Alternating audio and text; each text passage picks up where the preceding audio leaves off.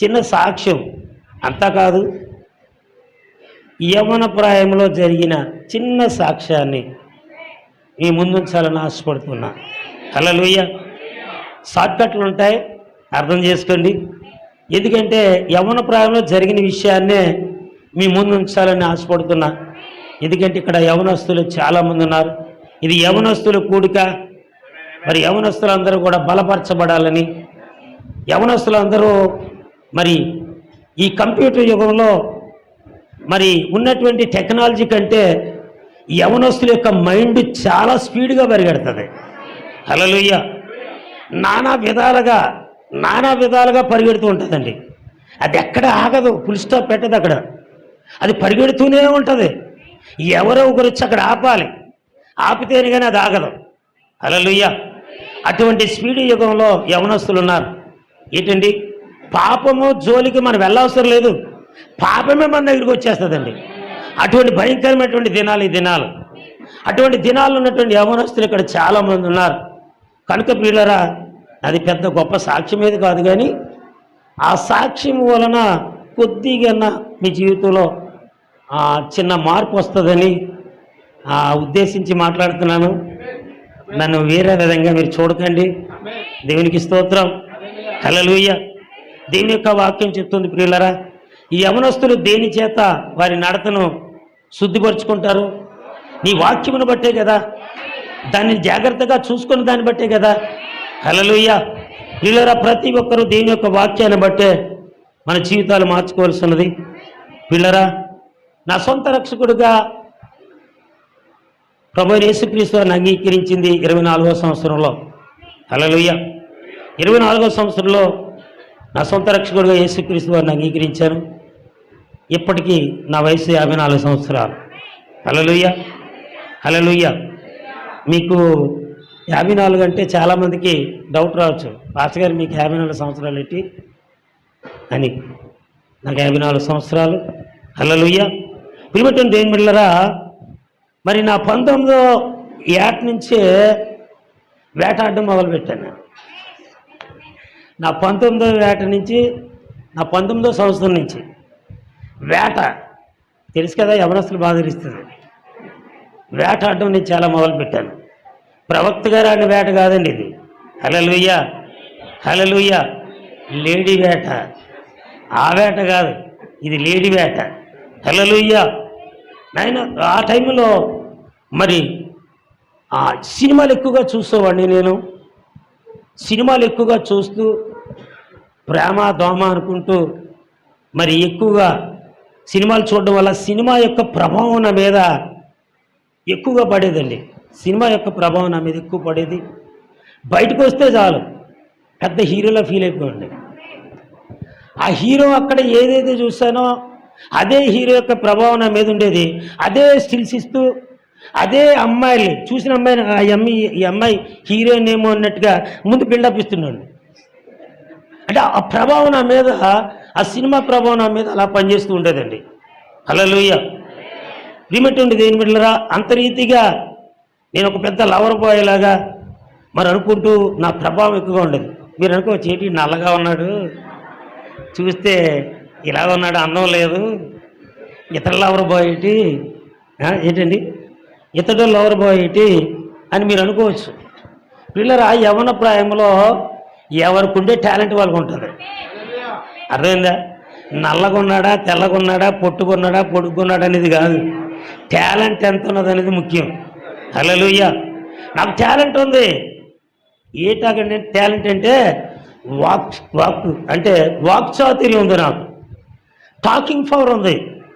ఈ టాకింగ్ పవర్తో ఎటువంటి అమ్మాయిలైనా సరే మరి చెడగట్లేదండి, మీరు చెడగొట్టే అనుకుంటారేమో, వాళ్ళని ఆకర్షించేవాడిని. ఆ పవర్తో, ఆ మాటలతో ఎదుటి వ్యక్తులు ఏం చేసేవాడిని అంటే ఆకర్షించేవాడిని అండి. అలా ఉండేది నా టాలెంట్. నేను ఎలా ఉండేవాడిని అంటే నాగార్జునకి ఎక్కువ, కమలాసన్కి తక్కువగా ఉండేవాడిని.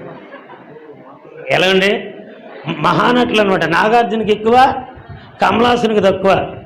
పిల్లలు ఈ పిచ్చిలో పడి పిల్లరా, మా నాన్నగారు చదువుకోమన్నా సరే ఇంటర్మీడియట్ తోటి సరిపెట్టేశాను. నాకు చదువద్దు, నాకు బుర్రకి ఎక్కట్లేదు, నేను చదవనని మరి ఆ పిచ్చిలో పడి, ఆ సినిమాల పిచ్చిలో పడి, ఆ సినిమాల మోజులో పడి మరి ఆ చదువు మానేశాను, ఈ లోకానికి దగ్గరైపోయాను. అలాగే చేతులారా వచ్చిన ఉద్యోగాలు పోగొట్టుకున్నానండి. చేతులారా వచ్చిన ఉద్యోగాలు. మరి మా విశాఖపట్నంలో స్టీల్ ప్లాంట్ ఉంది, డాక్ యార్డ్ ఉంది, షిప్ యార్డ్ ఉంది, అలాగే ఆర్టీసీ కూడా ఉంది. ఈ 4 కూడా నాకు పోస్టులు వచ్చాయి, ఉద్యోగాలు, అవకాశాలు వచ్చాయి. అవకాశాలు వచ్చినా సరే ఈ పిచ్చి ఏం చేసిందంటే నన్ను ఎక్కడికి వెళ్ళకుండా చేసిందండి. ఇంటి దగ్గర నేను ఇంటర్వ్యూకి వెళ్తానని చెప్పి వెళ్ళడం, ఆ ఇంటర్వ్యూకి వెళ్ళకుండా జగదాంబ సెంటర్కి వెళ్ళి సినిమా చూసేసి, విశాఖపట్నంలో జగదాంబ సెంటర్ అంటే బాగా పేరు మోసింది, అక్కడికి వెళ్ళి సినిమా చూసేసి సాయంత్రం అయ్యేసరికి హ్యాపీగా హోటల్లో ఏదో తినేసి ఇంటికి వచ్చేసాను. ఏమైంది ఇంటర్వ్యూ అంటే సూపర్ జరిగిందనేవాడు, బాగా జరిగిందనేవాడు. పిల్లలు ఇలాగే మరి గవర్నమెంట్ ఉద్యోగాలు 4 వదిలేశానండి. వదిలేసిన తర్వాత నా యవ్వన ప్రాయంలోనే సరైనటువంటి నిర్ణయం తీసుకోక నా పరిస్థితి గమనించిన నా కుటుంబీకులు ఎన్నోసార్లు ప్రయత్నాలు చేశారు. ఎన్నోసార్లు వారి ప్రయత్నాలు వాళ్ళు చేశారు నన్ను సరి చేయడానికి. కానీ వారి వల్ల కాలేకపోయిందండి. ఎందువల్లంటే నా చుట్టుపక్కల ఉన్నటువంటి స్నేహితులు, మేము ఉన్నటువంటి ఆ వీధి, ఆ వాతావరణం అంతా కూడా అసలు నన్ను లైఫ్లో ఎదగనీయకుండా అనగదొక్కేసిందండి. నాకున్నటువంటి ఫ్రెండ్స్ కూడా అటువంటి వాళ్ళే. కాబట్టి నా లైఫ్ అంతా కూడా అనగదొక్కేసింది, అయిపోయింది. ఇంకా పతనం అయిపోయినటువంటి స్థితిలోనికి నేను వెళ్ళిపోయాను. మరి చాలా ఘోరంగా వెళ్ళిపోయాను. మరి ఇటువంటి పరిస్థితి అంటే అటువంటి పరిస్థితి, అంత భయంకరమైనటువంటి పరిస్థితిలోకి వెళ్ళిపోయినప్పుడు ప్రియమైన దేవుని బిడ్డలారా, మరి ఆ టైంలో ఒక అమ్మాయి పరిచయం అయింది నాకు. హల్లెలూయా. ఆ అమ్మాయి పరిచయం అయిందండి. ఆ అమ్మాయి ఎవరో కాదు, మా పాస్టర్ గారే. హల్లెలూయా, హల్లెలూయా. అమ్మాయి పరిచయం అయింది, మా పాస్టర్ గారు నాకు పరిచయం అయిన తర్వాత ఆమె పుట్టుక క్రైస్తవురాలు, మాకు కొద్దిగా దగ్గర బంధుత్వం. ఆ బంధుత్వం వల్ల వాళ్ళకి మాకు రిలేషన్స్ ఉన్నప్పుడు మరి ఆమె మా ఇంటికి వస్తూ ఉండేది. నేను స్టీల్ ప్లాంట్లో ఉండేవాడిని. అనకాపల్లిలో వీడు సరిగా ఇక్కడ బాగుపడ్డో అని మా అన్నయ్య స్టీల్ ప్లాంట్ ఎంప్లాయ్, మా అన్నయ్య దగ్గర తీసుకెళ్ళి పెట్టారు. అక్కడ ఉండేవాడిని. అక్కడ ఉన్నప్పుడు కూడా మరి నా ఇష్టం వచ్చినట్లుగా తిరిగేవాడిని, చేసేవాడిని. ప్రియమైనటువంటి దేవుని బిడ్డలారా, ఈ అమ్మాయి నాతో పరిచయం అయింది. ఆ అమ్మాయి నేను చూస్తే విగ్రహారాధికుడిని, ఆ అమ్మాయి చూస్తే క్రైస్తవురా. పిల్లరా, ఆమె నాకు చాలా విషయాలు చెప్పుకొచ్చింది. ఆమె ప్రియమైనటువంటి దేవుని బిడ్డలారా, నేను ఆమెకు ఎక్కువగా ఈ లోకానుసారమైనటువంటి ప్రేమను, ఫిలియో ప్రేమను నేను ఆమె దగ్గర ప్రదర్శిస్తూ ఉండేవాడిని. హల్లెలూయా. కానీ ఆమె నా దగ్గర అగాపే ప్రేమతో ప్రదర్శించేది ఆమె. హల్లెలూయా. నేను ఎల్లప్పుడూ ఫిలియో ప్రేమను చూపించేవాడిని, ఆమె నన్ను ఎల్లప్పుడూ అగాపే ప్రేమ వైపు తిప్పుతూ ఉండేది. ఏంటి ఈమె అనుకునేవాడిని, ఏంటి ఈమె ఇలా చేస్తుంది అనుకునేవాడిని. ఇలాగ పరిచయాలు పెరిగాయి. పరిచయాలు పెరిగిన తర్వాత యేసుక్రీస్తుని తను ఒకరోజు అన్నది. ఏంటన్నదంటే, పిల్లరా, మా కుటుంబీకులందరూ కూడా మొట్టమొదట ఒప్పుకోలేదు. నువ్వు చూస్తే పోరంబోకోడివి, అమ్మాయి చూస్తే మరి ఒక సాంప్రదాయం కలిగిన కుటుంబంలో ఉన్న అమ్మాయి, నువ్వు అమ్మాయిని వివాహం చేసుకుంటావా, అమ్మాయిని పెళ్లి చేసుకుంటావా, నీకు ఇట్టి పరిస్థితుల్లో అమ్మాయి జీవితం నువ్వు పాడు చేసేస్తావు, కాబట్టి నీకు అమ్మాయితో చేయడానికి మా వాళ్ళు ఒప్పుకోలేదు. ఒప్పుకోపోయినప్పుడు ప్రియమైన దేవుళ్ళరా, ఆమె ఒకసారి పిల్లరా నాకు ఒక లెటర్ రాసిందండి. ఏంటి లెటర్ అంటే, ఆఖరిసారిగా ఏంటి, నీ తల్లిదండ్రుల ప్రేమ బ్రతుకున్నంత వరకే ఆ ప్రేమ ఉంటుంది, అలాగే నీ అన్నదమ్ముల ప్రేమ బ్రతుకున్నంత వరకే ఉంటుంది, అలాగే మీ వాళ్ళు అన్నవాళ్ళు, నీ స్నేహితుల ప్రేమ అయినా, ఆఖరికి నా ప్రేమ అయినా నీ బ్రతుకున్నంత వరకే ఉంటుంది. కానీ యేసుక్రీస్తు ప్రేమ అయితే శాశ్వత కాలం ఉంటుంది. ఆ ప్రేమ మీద మీరు విశ్వాసం ఉంచండి. నేను ఈరోజు మీ తల్లిదండ్రులు ఒప్పుకున్నా లేకపోయినా, మనం కలిసినా కలగకపోయినా, నువ్వు మాత్రం ఆ ప్రేమలో మీరు నిలిచుండండి అని ఒకసారి తన లెటర్ రాసింది. ఆ లెటర్ నేను పెద్దగా చదవలేదు, చదివాను కానీ పెద్దగా పట్టించుకోలేదు. ఏంటి ఇప్పుడు చూసినా ఈ దేవుడో దేవుడో దేవుడు అని చేస్తుంది దేవుడా, నా ప్రేమను అర్థం చేసుకోదేటి, దేవుడి ప్రేమ అంటదేటని ఆ లెటర్ తీసి నా బీరువా నా సూట్ కేసులో పెట్టేసుకున్నాను. ఒక్కరోజు ఏముందంటే జరగకూడదంతా నా జీవితంలో చాలా విషయాలు జరిగాయి. స్థిరంగా ఉండను కాదు, స్థిరంగా ఉండకపోతే మా అన్నయ్య విసిగిపోయాడు. అనకాపల్లి స్థిరంగా లేడు అనుకుంటే స్టీల్ ప్లాంట్కి వచ్చిన తర్వాత రాడ్లు పట్టుకొని తిరుగుతున్నాడు వీడు అందరినీ కొట్టడానికి. అందరితో తిరుగుతున్నాడు, అందరితో ఇష్టం వచ్చినట్టుగా వ్యవహరిస్తున్నాడు వీడు. ఇంక వీడు బాగుపడ్డు. నాకెందుకు ఇక్కడ ఏదో నీటి జరిగిందనుకో, రేపు నా తల్లిదండ్రులు నన్ను నువ్వేం చేసావురా అని నన్ను అడుగుతారు కాబట్టి సమాధానం నేను చెప్పలేనని ఒకరోజు మా అన్నయ్య నన్ను తీసుకొని స్టీల్ ప్లాంట్ నుంచి తీసుకొని వచ్చేస్తున్నాడు అన్నమాట. తీసుకొని వచ్చేస్తుంది ప్రియమైన నిర్మలారా. అప్పటికి నా ప్రాణం విసిగిపోయింది. ఏంటో తెలుసా, ఈ లోకంలో కావాలని యవనస్తురాలు గమనించండి, తొందరపాటు నిర్ణయాలు తీసుకొని తొందరపాటుగా అన్నిటినీ తొందరగా అన్నీ నా జీవితంలో అమలుపరిచి చిన్న వయసులోనే నా జీవితం ఎక్కడికి పోయిందంటే చనిపోవడానికి దారితీసినంత పరిస్థితి వచ్చేసింది. ఇంకా నా తల్లిదండ్రులు అసహించుకున్నారు, నా అన్నదమ్ములు అసహించుకున్నారు, నా బంధువులు అసహించుకున్నారు, నా స్నేహితులు కూడా దూరంగా వెళ్ళిపోయారు, ఎవరూ లేరు. ఆఖరికి నేను ప్రేమిస్తున్నటువంటి అమ్మాయి కూడా వాళ్ళు నాకు ఇచ్చి చేయనన్నారు. నీకెందుకు రాటువంటి పిల్లని వాళ్ళు కూడా అమ్మాయి దూరం అయిపోయింది. ఇక నా బ్రతికేందుకు, ఇక నేను చనిపోదాం డిసైడ్ అయిపోయి అలాగే స్టీల్ ప్లాంట్ నుంచి వస్తూ ఉన్నప్పుడు అక్కడ అగనంపూడి అనే ఒక ఊరు ఉంటుందండి. అగనంపూడి దగ్గర ఒక పెద్ద బ్రిడ్జి ఉంటుంది. ఇప్పుడు బ్రిడ్జి ఉంది, అప్పుడైతే రైల్వే ట్రాక్ ఉండేది, హైవే రోడ్డు అప్పుడు పడలేదు. అక్కడ ట్రైన్ కోసం మరి గేట్ వేశారు, ట్రైన్ వస్తుందని. నేను దిగాను. పిల్లరా మీరు నమ్మితే నమ్మండి, ఇది కట్టు కాదు మాత్రం కాదు, ఇది నిజం. యవనస్తులు మారాలన్న ఉద్దేశంతో నేను చెప్తున్నాను. హల్లెలూయా, హల్లెలూయా. పిల్లరా నేను దిగిపోయాను. దిగిపోయి నేను ఇలాగా నడుచుకుంటూ వెళ్తున్నాను. ట్రైన్ వస్తుంది కదా, ఆ ట్రైన్ కింద తలపెట్టేద్దాం, చచ్చిపోదాం, ఎందుకు ఈ బతుకు, ఎవరు అర్థం చేసుకోలేదు ఎందుకు ఈ జీవితం అని డిసైడ్ అయ్యాను. డిసైడ్ అయ్యి నేను అలాగే వెళ్తుంటే మా అన్నయ్య అన్నాడు, ఎక్కడికి వెళ్తున్నారా అన్నాడు. లేదా నేను పాస్కి వెళ్తున్నాను నేను చెప్పాను. చెప్పి పక్కకి వెళ్ళి ఒక చెట్టు ఉంది, ఆ చెట్టు పక్కకి వెళ్ళాను. ఆ చెట్టుని నేను ఆశ్రయంగా తీసుకొని ఆ చెట్టుకి ఎదురుంటే అలాగ పరిగెడుతూ వెళ్తున్నాను, మా అన్నయ్యకి కనబడకుండా ఆ చెట్టునే నాకు ఆధారంగా తీసుకొని ఆ చెట్టు పక్క నుంచి పరిగెట్టుకుంటూ వెళ్ళాను. ఈ కంగారులో పరిగెట్టుకుంటూ వెళ్ళి ఒక మోడుకి, చెట్టు యొక్క మొదలు మోడు ఒకటి ఉంది, దాన్ని తండుకొని పడిపోయానండి. ట్రైన్ వచ్చేస్తుంది, వెళ్ళి పడిపోయాను. నేను వెళ్ళి తలపెట్టేయాలని చెప్పేసి డిసైడ్ అయిపోయాను.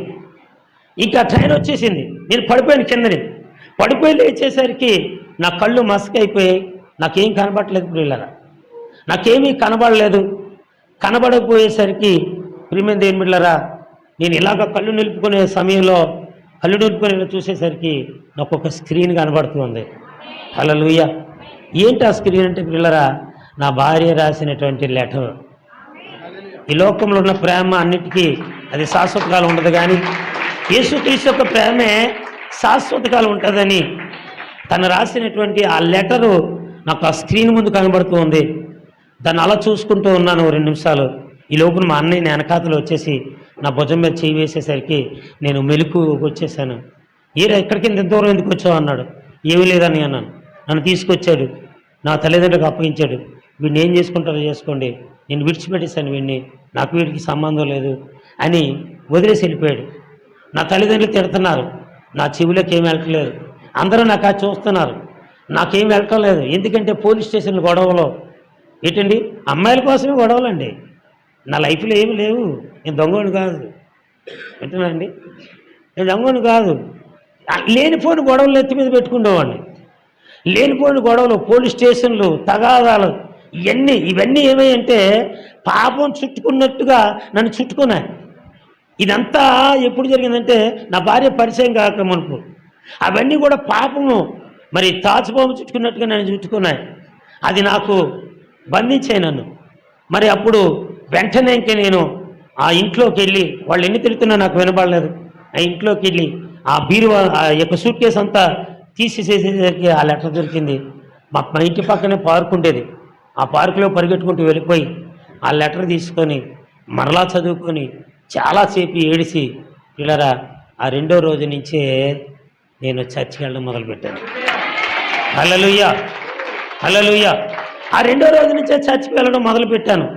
దేవుడు నాతో మాట్లాడుతున్నాడు. శాశ్వతమైన ప్రేమతో నిన్ను ప్రేమించుచున్నాను, విడువకని ఎడల కృప చూపుచున్నాను. హల్లెలూయా. ఆ మాట ఎప్పుడైతే వచ్చిందో నా జీవితంలో ఇంకా బలం వచ్చిందండి.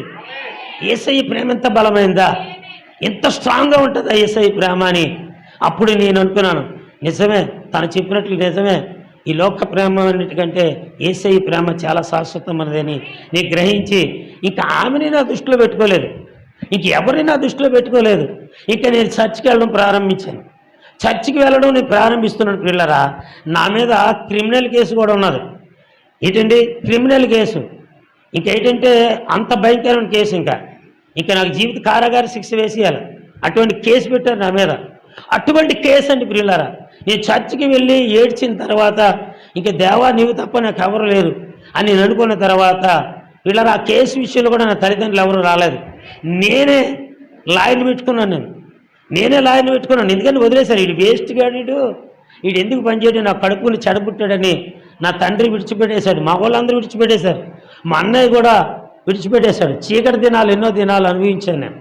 పిల్లరా ఎప్పుడైతే మరి ఆ యొక్క కోర్టుకి ఆ దేవుని మందిరానికి వెళ్ళడం మొదలెట్టానో పిల్లరా అప్పట్లోనే అప్పుడు ఎన్టీఆర్ గారు పరిపాలించేవారు. ఎన్టీఆర్ గారు పరిపాలించినటువంటి సమయం అది. ఆ సమయంలో ఏమొచ్చిందంటే న్యూసెన్స్ కేసుల కింద ఒకే కుటుంబంలో కేసులుంటే, ఒకే కుటుంబీకులు కేసులు పెట్టుకుంటే అది ఎటువంటి భయంకరమైనటువంటి కేసు అయినా సరే ఏంటండి ఒకే కుటుంబీకులు అయితే మాత్రం న్యూసెన్స్ కేసు కింద కొట్టుపారేయండి అన్నారు. హల్లెలూయా. నా బంధువులే నా మీద పెట్టారు కేసు, పిల్లరా నా వాళ్ళే నా మీద పెట్టారు. అంతగా భయంకరం కేసు దేవుడు కొట్టేశాడండి. హల్లెలూయా. ఇంకా ఎప్పుడైతే దేవుడు కొట్టాడో అప్పటి నుంచి నాలో మరి ప్రియమైన దేవుని బిడ్డలారా ఎంతో బలం వచ్చిందండి, ఎంతో బలము నాకు వచ్చింది ప్రియమైన దేవుని బిడ్డలారా. ఆ బలం ఎప్పుడైతే వచ్చిందో పిల్లరా ఇక నేను క్రీస్తు కొరకే జీవించడం మొదలుపెట్టాను. అల్లరితో కూడిన ఆటపాట్లకి నా జీవితంలో చోటు ఇవ్వలేదు. ఇక ప్రియులారా యేసేపు పాపమును చూసి పారిపోయినట్లుగా ఇక్కడి నుంచి నేను పారిపోవడం మొదలుపెట్టాను. ఇస్సాకు తండ్రికి బొద్దుడై ఉన్న ప్రకారము నా తండ్రి అయినటువంటి దేవునికి నేను బొద్దుడై ఉండడం మొదలుపెట్టాను. ఒక దానియేలు షద్రకు అబేద్నెగోలు ఎలాగైతే దేవుళ్ళు నిల్చున్నారో అలాగే దేవుళ్ళు నిలుచుండాలని ఓ తీర్మానం చేసుకున్నాను. దేవునికి స్తోత్రం. హల్లెలూయా. ప్రియమైన దేవుని బిడ్డలారా మన యవ్వన ప్రాయమే ఏంటండి మన లైఫ్కు టర్నింగ్ పాయింట్ అండి. మన లైఫ్కి టర్నింగ్ పాయింట్ మన యవ్వన ప్రాయమే. అప్పట్లోనే అనేక రకాలైన తలంపులు వస్తాయి, అనేక రకాలైనటువంటి ఆలోచనలు వస్తాయి, అనేక రకాలైనటువంటి వీటిని చెడు సహవాసాలు కుదురుతాయి యవ్వన ప్రాయంలోనే. ప్రియమైన దేవుని బిడ్డలారా ఆ యవ్వన ప్రాయంలోనే నీ లైఫ్కి టర్నింగ్ పాయింట్ కనుక ఆ యవ్వన ప్రాయంలోనే నువ్వు సరైనటువంటి నిర్ణయం తీసుకొని నీ జీవితాన్ని దేవునితో కట్టుకోవాలి పిల్లరా. కట్టుకోలేదనుకో ప్రియమైన దేవుని బిడ్డలారా మన లైఫ్ స్పాయిల్ అయిపోద్ది, మన లైఫ్ స్పాయిల్ అయిపోద్ది పిల్లరా. ఈరోజు నా జీవితంలో ఒక ప్రేమ ఏంటండి, ఒక సినిమా పిల్లరా, ఒక సినిమా ప్రేమ కాదండి, ఒక సినిమా యొక్క ప్రభావము నా జీవితాన్ని నాశనకరమైన రీతిలో తీసుకెళ్ళిపోయింది. సినిమా అండి, రోజుకి 2 సినిమాలు చూసేవాడిని, రోజుకి 2 సినిమాలు అంతగా చూసేవాడిని. ఆ సినిమాల కోసం మరి ఎక్కడ ఇంట్లో డబ్బులు పట్టుకొని వెళ్ళి సినిమాలు చూసేవాడిని. ఏది ఇచ్చినా తిండి తినకుండా సినిమాకి ప్రభావం ప్రాధాన్యత ఇచ్చేవాడిని పిల్లలు. అలాగే మీ జీవితాల్లో యవనస్తులారా నేను ముగిస్తున్నాను. అంటే చాలా ఉంది, చిన్న సాక్ష్యం మాత్రం మీకు చెప్పాను. అయ్యగారు మరి దైవజనులు మన మధ్య ఉన్నారు, చాలా విషయాలు చెప్పాలి కనుక ప్రియమైన దేవుని బిడ్డలారా యవన ప్రారంభం నాకు అటువంటి ప్రభావం నన్ను ఏలుబడి చేసింది. ఈరోజు మీ జీవితంలో ఎటువంటి ప్రభావం మిమ్మల్ని ఏలుబడి చేస్తుందో. కాబట్టి ప్రియమైన దేవుని బిడ్డలారా గమనించండి. ఈరోజు ఈ 3 రోజులు యవనస్తుల కొడుకులు ఉన్నాం, మనం ఏదో నేర్చుకొని వెళ్ళాలి. హల్లెలూయా. ఖాళీగా వచ్చి ఖాళీగా వెళ్ళిపోవడం కాదండి, మన జీవితంలో ఏదో ఒక పాఠం నేర్చుకోవాలి, దేవుని కొరకు ఏదో తీర్మానం చేసుకోవాలి. ఇదిగో ఫలానా యవనస్తుల కొడుకులో నా జీవితం అద్భుతంగా దేవుడు మార్చాడని మీరు చెప్పేవారుగా ఉండాలి. ఆడపిల్లలైనా మగపిల్లలైనా సరే దేవుని కొరకు మంచి తీర్మానం చేసుకోవాలి. దేవుని పరిచర్యలు ఉండాలి ప్రియులారా. దేవుని కొరకు ముందడుగు వేయాలి. హల్లెలూయా. దేవుడే మన జీవితంగా ఉండాలి. దేవుడే మనకు ఆధారం ఉండాలి ప్రియులారా. నాకు ఎంత ఈ లోకం మీద పిచ్చి ఉండేదో ప్రియులారా, ఎప్పుడైతే నేను దేవుడి వైపు తిరిగానో నాలో ఒక తెలియని వైరాగ్యం వచ్చేసిందండి. నాలో తెలియని వైరాగ్యం వచ్చేసింది. తిండి మీద ఉండేది కాదు పిల్లరా, బట్టలు సరైన బట్టలు వేసుకున్నా ఉన్నాను అని ఉండేది కాదండి. ఎక్కడ యేసు ప్రభు గురించి తెలుసుకోవాలని డినామినేషన్ వాళ్ళందరి దగ్గరికి తిరిగేశానండి. క్రీస్తు సంఘం వాళ్ళ దగ్గరికి వెళ్ళాను, వీళ్ళు ఏం చెప్తారో అని చూసేవాడిని. ఏంటండి యాషోవా మెస్సీ వాళ్ళ దగ్గరికి వెళ్ళాను, వీళ్ళు ఏం చెప్తారో వినేవాడిని. ఏంటండి యెహోవా సాక్షుల దగ్గరికి వెళ్ళాను, వాళ్ళు ఏం చెప్తారో వినేవాడిని. బాప్టిస్టులతో కలిసి చర్చికి వెళ్ళేవాడిని, అక్కడ ఏం చెప్తారో వినేవాడిని. లూథరన్ చర్చికి వెళ్ళాను, అన్ని చర్చిల్లో కూడా వెళ్ళి ఎక్కడ నాకేం దొరుకుతుందా. హల్లెలూయా హల్లెలూయా. రాజమండ్రి థామస్ గారి దగ్గరికి వెళ్ళి కూడా డ్యాన్స్లు వేసాను నేను. ఏం దొరుకుతుందా దేవుడి గురించి. థామస్ గారు తెలుసు కదా, దహించి అగ్ని. అక్కడికి కూడా వెళ్ళి డ్యాన్స్లు వేసాను. 24 గంటలు నోరు తిరగని మాటలు, వంకర మాటలు, రకరకాల పిచ్చి. అంటే ఈ లోకానుసారం ఏంటంటే పిచ్చి ఎంత ఉందో అంతకంటే డబుల్ రెట్టు దైవికమైన భక్తి విషయాలు పిచ్చి వచ్చేసింది నాకు. వైరాగ్యం వచ్చేసింది నాకు. ఏదో తెలుసుకోవాలి దేవుని గురించి, ఏదో తెలుసుకోవాలని దేవుని గురించి ముందుకు నిలబడినప్పుడు దేవుని యొక్క ప్రణాళికలో ప్రియులరా, దేవుని యొక్క ఏర్పాట్లో నేను ముందుగానే ఉన్నాను కనుక దేవుడు నన్ను పిలుచుకున్నాడు, దేవుని సేవకు నన్ను పిలుచుకున్నాడు. ఆ సంగతి నాకు కొద్ది రోజులు తెలియదు, తర్వాత తెలిసింది. తెలిసిన తర్వాత అప్పుడు దేవుడు నన్ను నిలబెట్టిన తర్వాత దేవుని పరిచర్యలో డినామినేషన్లో సేవ చేయడం మొదలుపెట్టాను. ఎంతగానో సేవ చేశాను, చేసి అద్భుతాలు చూశాను నా జీవితంలో అండి. సచ్చినోళ్ళు నా చేతుల ద్వారా ప్రార్థన చేసినప్పుడు అవన్నీ కూడా బ్రతికారండి. చచ్చిన ముసలోడు బ్రతికాడు. కళ్ళు లేని చిన్న పిల్లకి కళ్ళు వచ్చాయి, కళ్ళు తెరవబడ్డాయి. దేవుని బిడ్డలారా, చనిపోతారన్నటువంటి వాళ్ళని అనేక మంది దేవుడి చేతుల మీదుగా అనేకమైన స్వస్థతలు ఇచ్చి బ్రతికించారు డినామినేషన్లో.